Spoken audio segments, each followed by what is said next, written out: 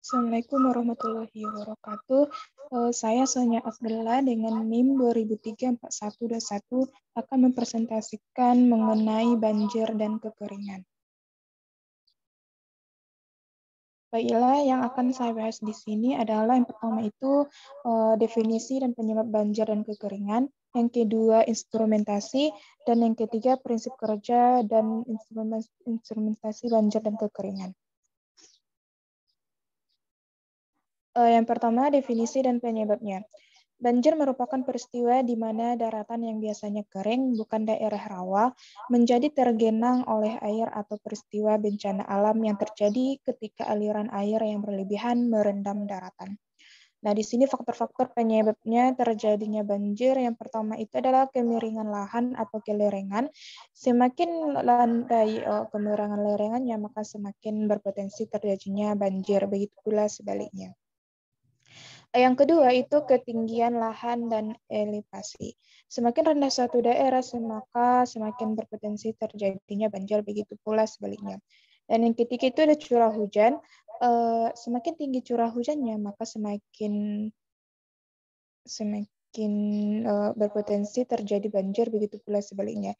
Dan keempat itu penggunaan lahan, di mana penggunaan lahan akan mempengaruhi kerawanan banjir suatu daerah. Nah, penggunaan lahan akan berperan pada besarnya air limpasan hasil dari hujan yang telah melebihi laju infiltrasi. Selanjutnya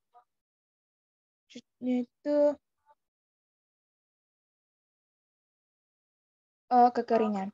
Dimana kekeringan adalah keadaan kekurangan pasokan air pada suatu daerah dalam masa yang berkepanjangan, beberapa bulan hingga bertahun-tahun.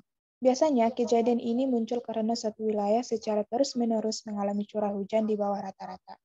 Nah, faktor-faktor penyebab terjadinya banjir yaitu adalah satu, letak geografis, yang kedua minim daerah resapan, yang ketiga boros air, yang keempat curah hujan rendah, dan kelima kerusakan hidrologis, dan keenam adalah global warming.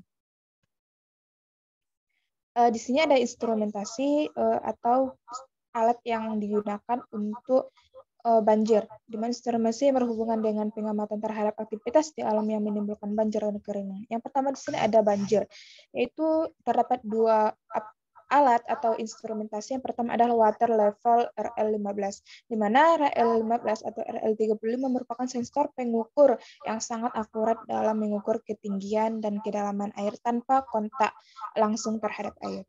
Yang kedua adalah data logger, di mana data logger yang dapat digunakan ialah jenis MRL7 atau MRL7 ini dapat mengumpulkan, memproses, menyimpan, dan mengirimkan data dengan mudah dan cepat.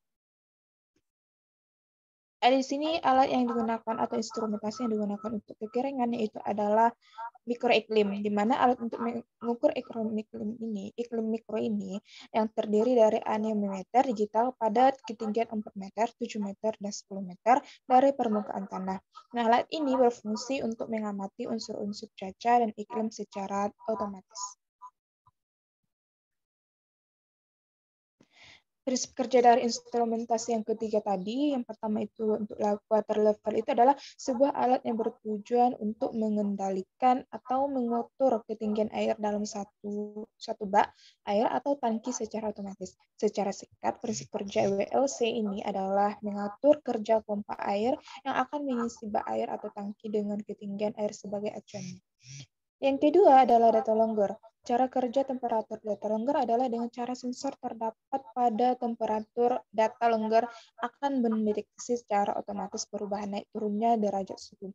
Kemudian data akan dikirimkan ke mikroprosesor yang ditanam pada alat ini melalui sinyal listrik yang telah diukur secara otomatis untuk diolah dalam bentuk data perekam atau dalam bentuk log. Yang ketiga itu adalah iklim mikro. Nah, pengamatan iklim mikro dilakukan di dua tempat dengan keadaan yang berbeda, yaitu tempat yang berkanopi dan tempat yang tidak berkanopi. Statik dipasang kemudian dilakukan pengukuran suhu dengan termometer dan kelembapan relatif udara dengan termohikrometer pada aras 25, 75, dan 150 cm. Dan kesimpulannya, yang pertama itu banjir Merupakan peristiwa di mana daratan yang biasanya kering atau bukan daerah rawa menjadi tergenang oleh air atau peristiwa bencana alam yang terjadi ketika aliran air yang melebihi merendam daratan. Yang kedua itu kekeringan adalah keadaan kekurangan pasokan air pada suatu daerah dalam masa berkepanjangan, beberapa bulan hingga bertahun-tahun. Biasanya kejadian ini muncul karena suatu wilayah secara terus-menerus mengalami curah hujan di bawah rata-rata.